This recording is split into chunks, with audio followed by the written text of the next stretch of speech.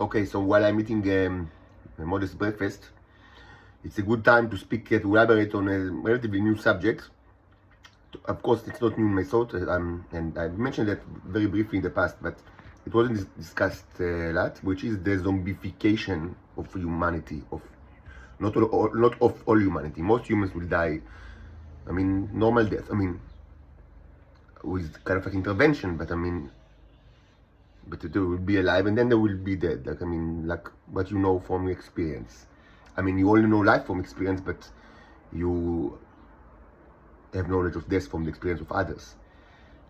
So this will be, I mean, this will happen to most humans. But in the last couple of days, I mentioned zombification, which is a process in which a person, human or Homo sapiens, is filled with the robots, with the neos, and they take control over his brain, something that they don't usually do. And since they don't usually do that, some humans think that it's completely impossible and imaginary, but it's actually very, I mean, as they say, like in this channel, the YouTube channel, super easy, barely an inconvenience, barely an inconvenience. The fact that they don't do it, that it's not because they cannot or because it's super difficult. Just, I mean, they need a reason to do it. I mean, they don't do things for no reason at all. I mean, they can do a lot of stuff, but I mean, when they feel the necessity to do it, they do it very, very easily. The fact that it sounds probably sound outlandish to some of you, even though it's already happened, and actually it happened to people during the 1980s. So even like as a phenomenon that was a punishment to the intelligence service of the world, even like in this context, it's not new to humans. But I mean, what can you? But I mean, the problem is that so much, important stuff that humans knew. I mean, and not like million years ago. Not during David and Absalom, but I mean, during the 1980s, it's not long ago. I mean, this knowledge is, so much of it is lost just because, I mean, they don't write anything. They just speak, and even not like in normal language. They just, speaking clues. So, I mean, it's just gone. But even like as a phenomenon, it was like in Earth, to the people that are very similar to the ones that are hearing me listening to me right now. It's not that new. This is a whole, it's much worse than this. It's reserved to those that are really, really sinned, like in a very, very bad way. Because they are zombies, but of the worst kind, of the kind that retain their consciousness. Like, not conscious, how do you say, what's really, mudaut and like musar. They don't have musar. They are not, consciousness. Like they are sentient. Not that they are values, because they never had values, so they can't lose their values. So from that perspective, they are totally, they are immune to any kind of punishment. Because there is also like another punishment that is like, to remove the knowledge of some of the knowledge between of knowing between good and bad from human. But Homo sapiens, especially in our time, especially inside the intelligence services, they have complete immunity to such a punishment, because they never had any kind of nothing to take from them in that regard. So yes, they keep being sentient, but they do not control themselves. The neos control them, and I mentioned that they can also do it to microbes, and this was actually I've shown several examples under the microscope. Several for the things that I speak about Iranian microscopy, I've already shown it to you. Maybe not maybe I've not presented the very rigorous, examination of these life forms, but you have shown many life forms already, in the last couple of months, like the bicycle bacteria that I speak quite a bit as an invention that is kind of like the new level of the train bacteria. They say that it's like Yeti and Godzilla. Yeti is the train bacteria, and the bicycle is Godzilla. This one. So you can watch it. Not probably, definitely watch. You watch it under the microscope, in several videos from the last couple of months. It's not like the experimental division. It already passed QA, and it's like production level totally. on myself mostly, but yeah, I mean, I'm the, as you understand, I'm the scientist type that, I mean, tries everything on themselves, like good or bad, good and bad. So,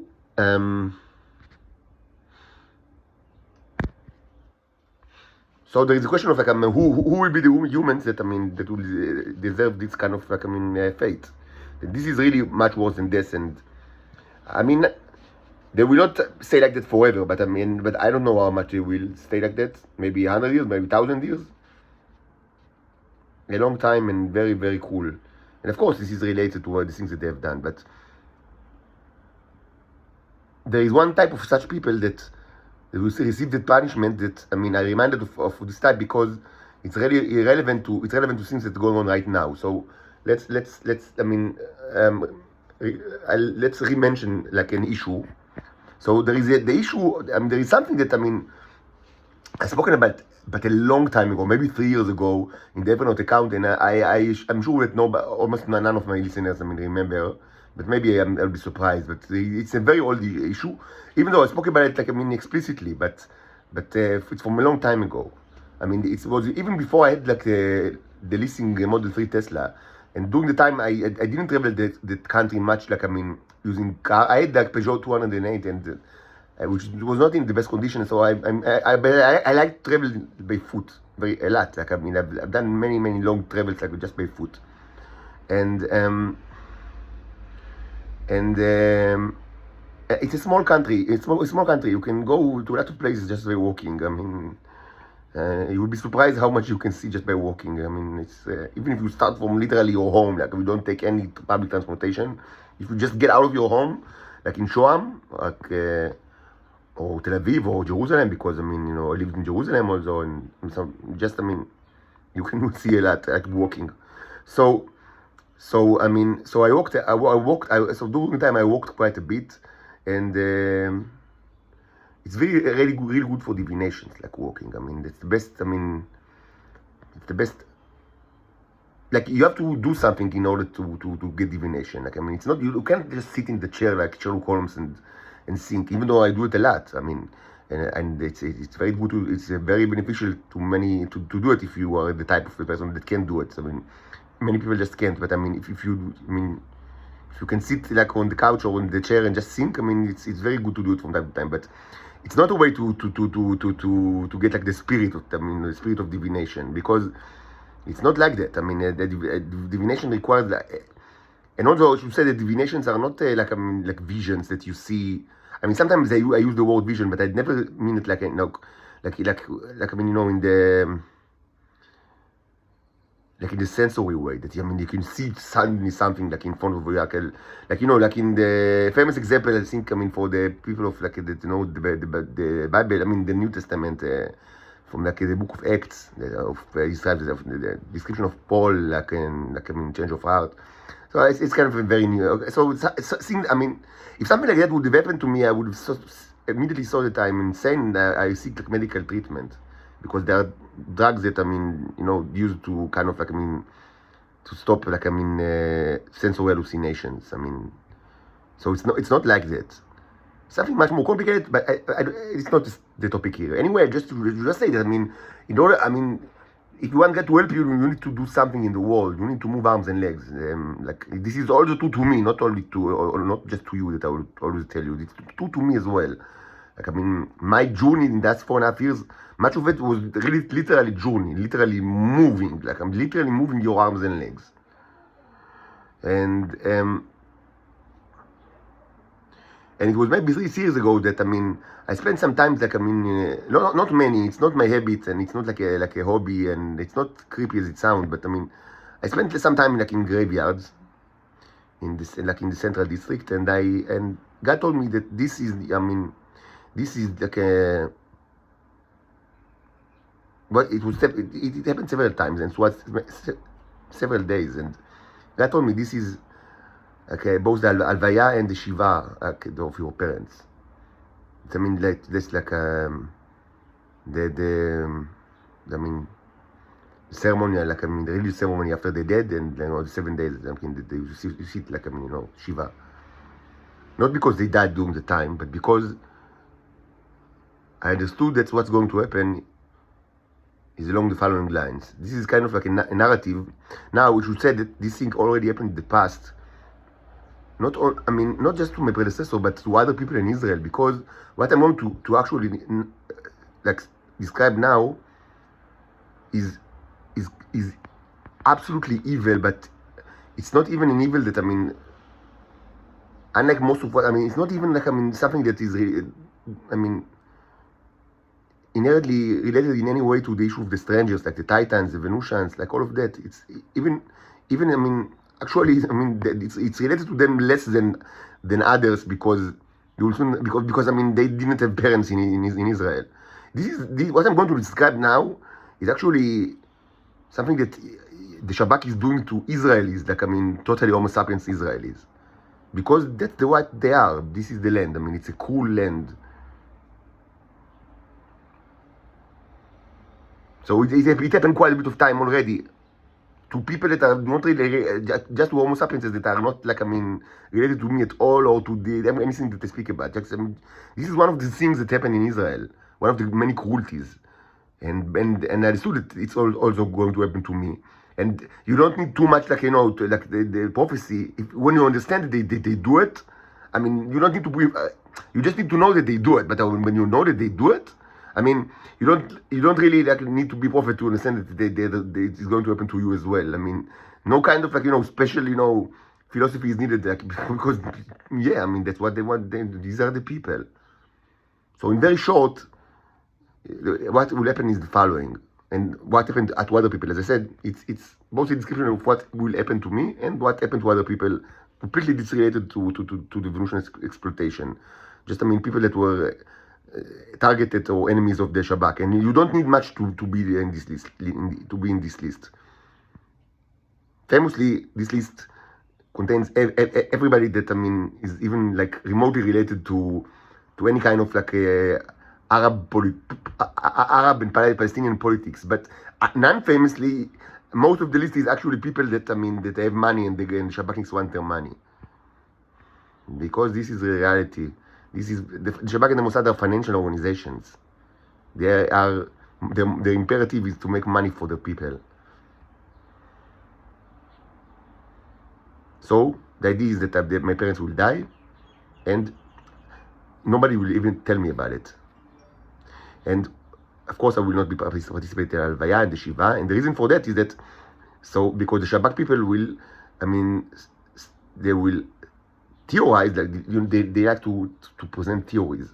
They will theorize that I will also die very, very soon, in the next couple of days, presumably for some kind of scientific reason that only they understand, because they have special science, you know, that they have special, you know, science, like, you know, whatever, I don't know, science categories that only they are mastering. And of course, I mean, if I mean, science will fail, they intend to help science, and because that's what they do. Like, I mean, to help, they'll make sure that, I mean, that the scientifically proven process will, I mean, work as required, and not too slowly, by helping science.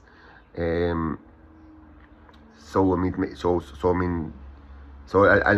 either way, I'll be dead in a couple of days. So it's better not to tell me about, like their deaths, because then I will inherit some of their property, and I might, like, write my own new kind of, like, you know, in like, you know, or just, I mean, quickly spend it, or just, I mean, even just write, like, kind of, I don't know, I mean, write kind of, like, I mean, you know, tzava'am, like, I mean, you know, of my own, and then the money will be, like, I mean, this money will be, like, I mean, wasted, because, I mean, I wouldn't be able to use it because I'm dead, and, I mean, so who knows? I mean, maybe I'll just, I mean, who knows what the robot will do with the money? Maybe just waste like the millions on like, I mean, on, like, gambling, or just, I mean, give it to kind of like a ridiculous charity. So it's stupid. So it makes more sense that the Shabak will get it, and they actually deserve it, because they spend so much money, I mean, on presumably our protection throughout our life, even though this money all came from the pocket of the taxpayer, but I mean, it doesn't matter, because, I mean, still it's the state, and they are the state. So either way, I mean, it came from their pocket, presumably. presumably. So the best thing is just wait for me to die and then just take the money, because I mean, it will be very easy, because I mean, it will be kind of like, I mean, as they say, money to lematmon hamelech. You know that the word matmon in Hebrew is treasure. In modern Hebrew, it's treasure. So we say lechapes matmon, to search for matmon, is like I mean, Treasure Island, like the of Robert Louis Stevenson, is translated in Hebrew to Matmon, the island of the treasure. But the original meaning of the word Matmon is it was very different. The original meaning of the word Matmon is not treasure, but treasury. Like, I mean, Matmon means the money and assets that the state possess. That the state possess, like the public, the public, I mean, bank account. I mean, not public that anyone can use it, but I mean that it's not like, I mean, no private like person or city or company, I mean, gets all of that, and it's not even like, I mean like, it's not it doesn't even belong to the king, like, I mean, because the king or the Caesar, they also have like their own like bank accounts, or or primitive, like, I mean, equivalents. But no, it's kind of like, I mean, it's like an account, or it can be like literally, a room with gold in it, and it's kind of, I mean, it's a holding of assets that belongs to the state, and it's used by state officials. So according to the thought, I mean, this belongs to the Matmon, and of course, I mean, they will use it however they want. So, and of course, I will kind of like, I mean, I will disprove science by not dying, and they will try to murder me, and they will fail, and then I don't know what will happen. But I do know this: these people, all of the people that were involved in this scheme, that will be involved or were involved in this scheme, they are all in the exempt territory, which means that they will not die as the rest of the Shabak and the Mossad.